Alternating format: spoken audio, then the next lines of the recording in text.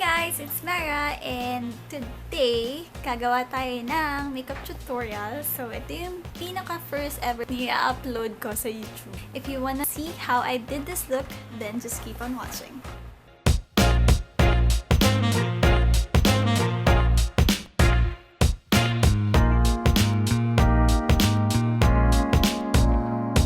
So guys, after natin ma-prep yung skin natin ng Fix Plus, gagamit naman tayo ng tinted sunscreen. So, what I'm using today is this Belo tinted sunscreen. Just a reminder guys, na kahit hindi maaraw or kahit nasa loob lang tayo ng bahay or ng office, kailangan pa rin natin ng sunscreen everyday. I'll just put a small amount sa back of my hand. So, onti lang nilalagay ko.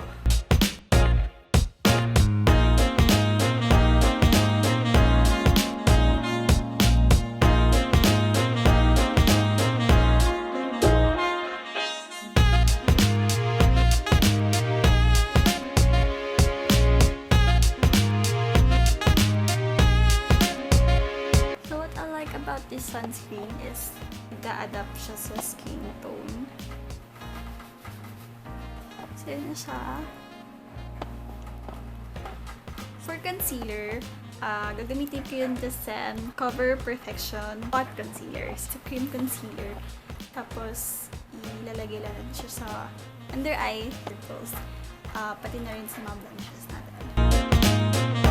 I-tap ko lang.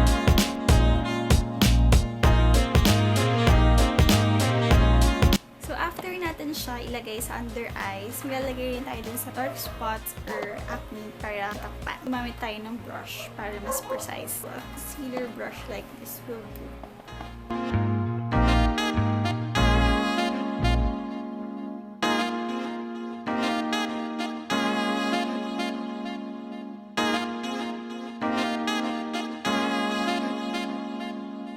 Yan. So, after natin mag-conceal, so as you can see, mas flawless na yung mukha natin. Siset natin yung makeup natin with powder. I'm using the Celeteque CC Micro-Hyrdating powder. Ang cool nitong powder na to. Kailangan mo na siyang ikot.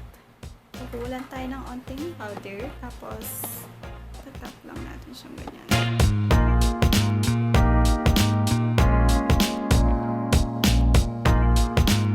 For the eyebrows, ang gagamitin ko is It Cosmetics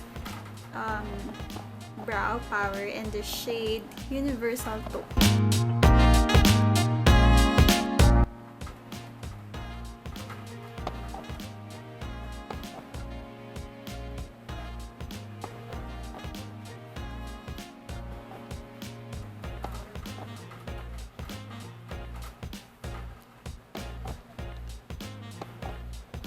Okay na sa akin yung ganyang kakapal.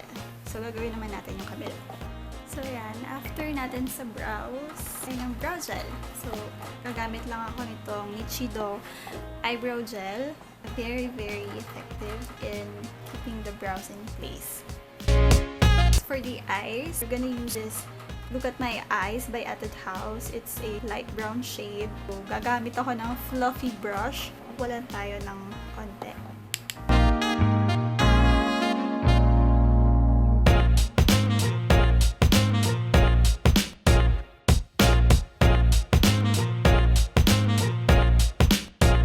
Blend naman tayo ng dark brown. Gagamit tayo nito. This one is by Celeteque. So, this dark brown here. Kulan tayo ng konting-onti.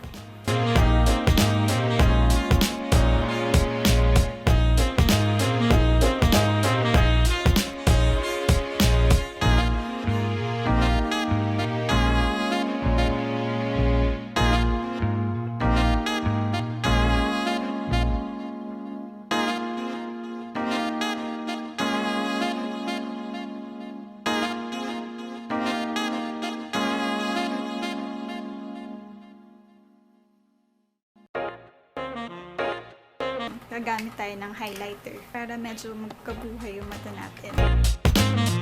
So, it's by Labiotte. And it's their wine eyeshadow palette. Hindi ko alam kung anong shade. Oh, I think it's the number 2. Gagamitin lang natin yung sparkly.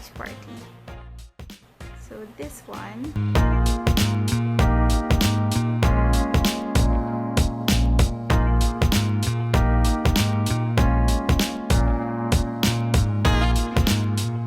For eyeliner, ito yung favorite ko talaga.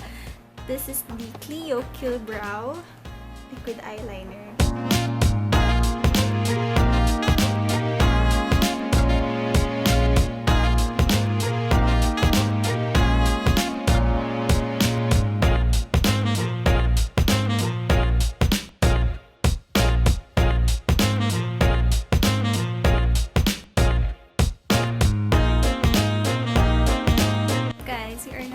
Nagawa ko na yung left eye ko, as you can see. So, after nyan, mag-curl na tayo ng eyelashes. Importante dito sa look na to is yung mascara. So, dapat waterproof, guys. Especially kahit hindi man umuulan, kahit umiyak tayo, hindi tatanggal. So, what I'm using today is this Maybelline Push Up Angel mascara. It's like this, yung brush.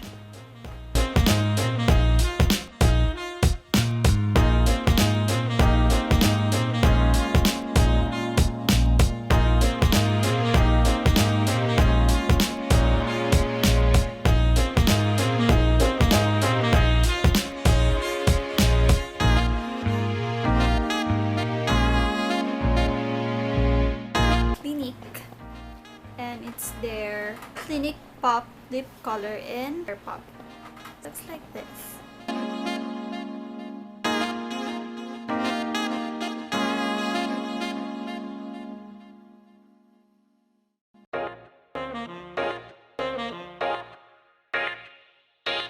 We are done with the rainy day makeup look. So if you guys enjoy this video, then please don't forget to subscribe and like and follow me on my Instagram and Facebook.